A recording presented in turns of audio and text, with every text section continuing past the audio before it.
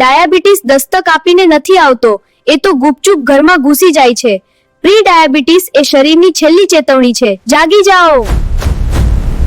Pre diabetes જીવનના રસ્તા પરની એ પીળી લાઇટ જે ચેતવણી આપે છે કે જો અત્યારે બ્રેક નહીં મારો તો આગળ ડાયાબિટીસ નામનો અકસ્માત નક્કી છે.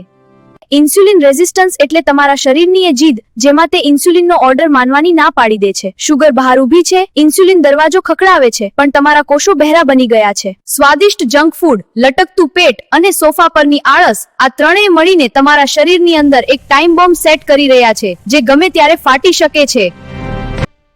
ચોખા, મેંદો અને કોલ્ડ ડ્રિંક્સ શુગર લેવલ ઝડપથી વધારતા હોય છે. મિલેટ્સ તમારી ઢાલ છે, પ્રોટીન તમારી તાકાત અને લીલા શાકભાજી તમારા સફાઈ કામદાર. આ ત્રણેયનું સચોટ મિશ્રણ એટલે ડાયાબિટીસ સામેનું તમારું જીવંત કવચ. ડાયાબિટીસને હરાવવાનું 3 અક્ષરનું સૂત્ર FPC. ફાઈબર અડધી થાળી સલાડ શાક, પ્રોટીન દાળ કઠોળ દહીં, કાર્બ્સ રોટલી કે ભાત. શુગર ધીમે વધશે. માપ વગરનું અમૃત પણ ઝેર છે. હેલ્ધી ફૂડનો અતિરેક પણ બીમારી નોતરે છે. યાદ રાખો, સૂર્યાસ્ત પહેલા ફળ સ્વાસ્થ્ય માટે સફળ.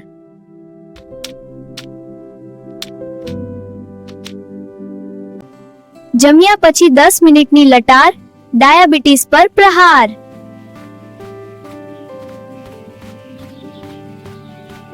અઠવાડિયે 2-3 વાર કસરતનો ડોઝ, શુગર ઘટશે આપોઆપ રોજ.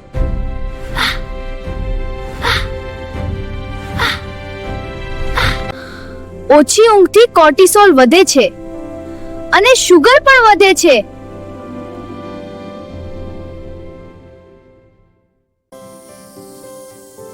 પાણી લોહીનું કુદરતી ફિલ્ટર જે વધારાની શુગરને વહાવી દે છે. દિવસે 2.5 થી 3 લીટર પાણી પીવું યોગ્ય છે.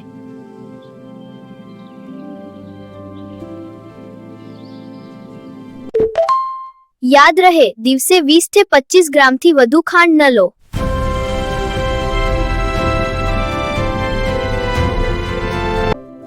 તેલ મર્યાદિત રાખો, લગભગ 4 થી 5 ચમચી સુધી.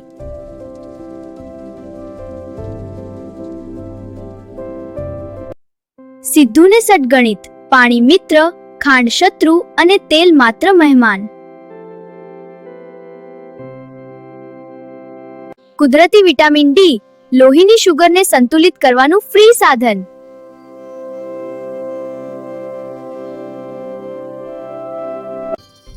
જે માપી શકાય એ જ સુધારી શકાય. તમારો રિપોર્ટ જ તમારો સાચો અરીસો છે.